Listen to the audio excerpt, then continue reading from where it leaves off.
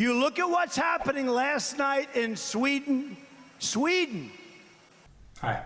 So there was another truck ramming terrorist attack, this time in Stockholm. 4 people died, 15 injured, and the same routine stuff. The story is still unfolding, and be assured everything will be forgotten just like the rest. Now that terrorist attacks have become a weekly routine, it's more like a lottery which country gets to be next. Maybe next week there could be a fresh attack at your nearest city, or if you're lucky enough, it could be your city. Again, people will die, their families will cry, brand new orphans, people will forget it and move on. Rinse, repeat. It wouldn't matter. As it turns out, this was the 7th truck ramming attack since last year. We had the first one in France, second one in America, third one in Germany, fourth one in Israel, fifth one in Britain, and an attempted 6th one in Belgium, and here we are at top 7, Sweden.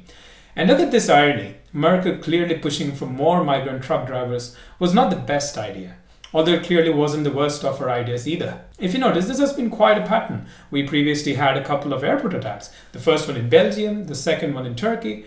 But I guess they gave up on it because, airport attacks aren't as low budget and easy to perform as random truck rammings are. I can't believe I'm saying this, but this meme I saw last year is not just very much relevant even today, but it is just getting more and more true each day. In fact, so woeful it has become that I hate to say this, but I kind of feel desensitized. It's worth noting that the Prime Minister called it a terrorist attack right away. I was expecting them to take some time because if you didn't know, you probably know, that Sweden is mother of political correctness.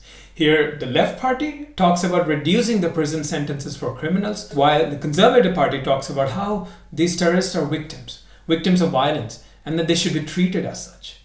This PC fanaticism is our biggest enemy, because if you don't let people openly discuss and then silencing them by calling them names for daring to speak about it, then you end up having a group of people thinking that all Muslims are bad people, another group of people thinking that all Muslims are these freedom-loving good people. The last week events fed the narratives on both sides. The team pro-refugee got weight to their arguments with the Syrian chemical attack, and then team anti-refugee got weight to their anti-refugee stance with this terrorist attack. Silence in discussion doesn't solve the problem. It only makes things worse. Remember the attack in London where the news media called the Muslim attacker an Asian? They tried their best to obfuscate his identity, but then were the first ones to hop in and shout Muslim loud and clear when the British Muslims donated money in support of the London attack victims. It is when you silence the decent and moderate ones that the extreme ones come out. And then you go, oh geez, how did Swedish Democrats happen?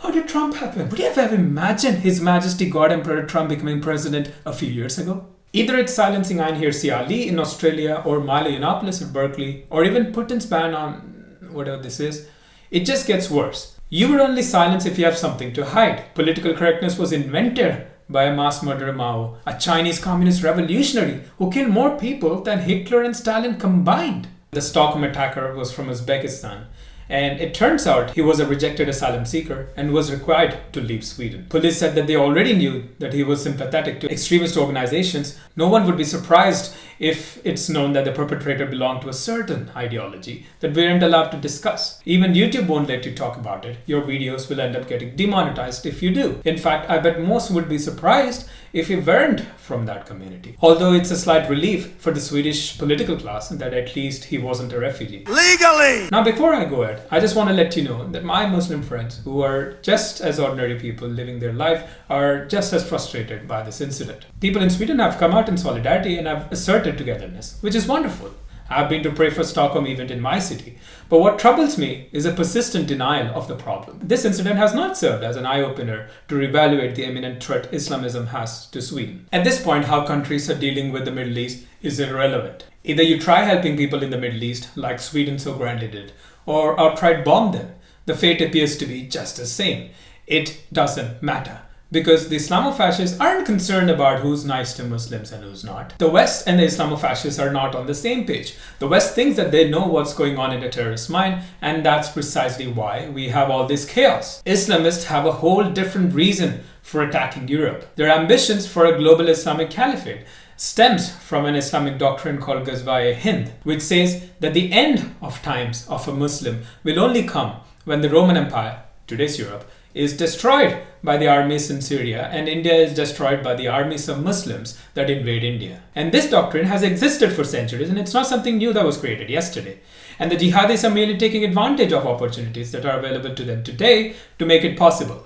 They attacked France multiple times, not because France was actively engaged in attacking these terrorists. Maybe that's why they got to go first. But the reason was because France was the center of enlightenment and Western civilization. They didn't attack France for what it was doing, but for what it is. Likewise, the terrorist organizations that are fighting to capture Kashmir in India are not doing it because they care so highly for the welfare of the Kashmiri people, but because of this very doctrine. So countries like Sweden, who with their altruism mashed up with an extreme steam bath of self-pity are doing everything to pander to Muslims, may get to go last, but wouldn't be exempt under any circumstances from being targeted. Draw a curtain today and there'll be an attack tomorrow. We need to protect the Western civilization and values that have already been so damaged so deeply. A civilization in which men and women are equal, where homosexuals can happily marry and fear no persecution, where the society is concerned about its weaker sections. That civilization is superior to any culture that beats its women for not covering her hair or stones her to death for having a boyfriend. This is the best humanity has got, and we need to preserve these values as much as we could. Speak up and speak out, and I hope you have a great day. Jag måste säga att jag är fruktansvärt stolt över Sverige